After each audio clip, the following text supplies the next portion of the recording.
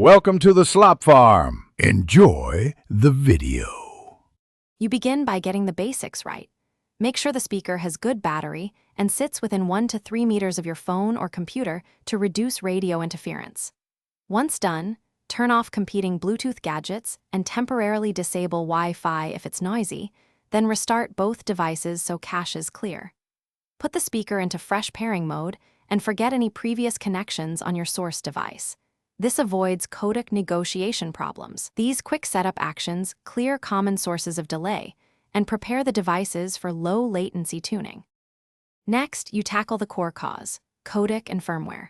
On phones or PCs, switch the Bluetooth codec to aptX low latency or AAC when available because these reduce buffering and processing time. Also update your speaker's firmware and use its companion app to enable a gaming or low latency mode if provided. If the source lacks the right codec, try a USB or 3.5mm test to confirm whether the speaker or the source is the problem. Once you swap codecs and apply updates, latency usually falls noticeably. Finish by confirming the fix.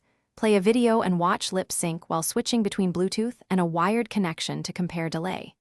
If Bluetooth remains slow, reset the speaker to factory defaults, repair, and ensure the source's audio drivers and Bluetooth stack are updated. For a long-term fix, use an external aptX low-latency transmitter plugged into the TV or computer. If problems persist, isolate the cause by testing another phone or PC. Consistent delay across sources points to the speaker hardware, not settings.